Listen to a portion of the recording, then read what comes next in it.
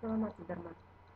Экология және тұрақты даму бөлімі бойынша бүгінгі сабағымыздың тақырыбы өзінің аймағындағы кейбір экологиялық мәселелердің себептерін талдау. Өз аймағының экологиялық мәселелерін анықтау. Өз аймағының экологиялық мәселелердің пайда болу себептерін талдау. Өз аймағындағы экологиялық мәселелердің алдын алу жолдарын бағалау критерийлері. Өз аймағының экологиялық мәселелерін атайды. Аталған экологиялық мәселелердің себептерін анықтайды. Өз аймағының экологиялық мәселелердің шешу жолдарын талдайды. Өз аймағының экологиялық мәселелері белгілі бір жергілікті шағын аумақтың табиғат байлықтарының жеке тобын немесе бір ғана түрін қорғаумен ерекшеленеді. Оқушылар, экологиялық мәселеге ерекшеліктерін назар аударамыз. Экологиялық мәселелер су көздерінің ластануы, ауаның ластануы, тұрмыс қалдықтары, ауыз су тапшылығы, тағы басқа мәселелер жатады.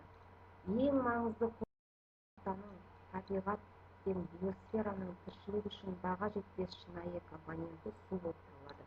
Қазақстан Республикасының картасына назар аударайық. Қазақстан Республикасының 85 мыңнан астам өзен мен уақытша ағын сулары бар.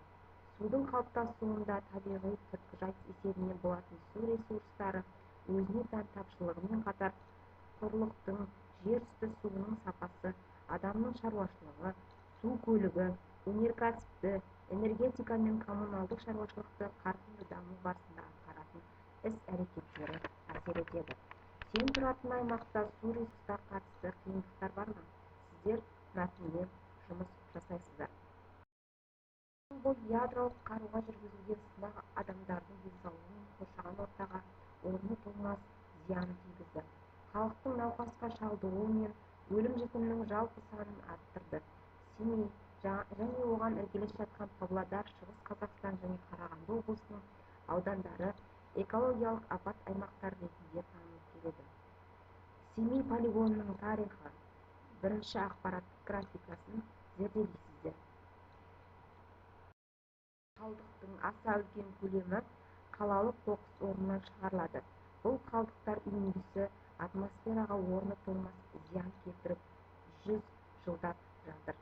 Төртінші ақпараттық графика зерделеп, қоқыс үйіндісі дегеніміз не? Өзіміздің үйімізге қалдық қайтып келеді деген тақырыптар бойынша әңгіме дайындайсыздар. Сіздер осы мәселелердің себеп-салдарын анықтап және оның алдын алу жолын білу үшін қосымша ақпарат көздерін пайдаланыңыз. 61-62 параграф, 156-161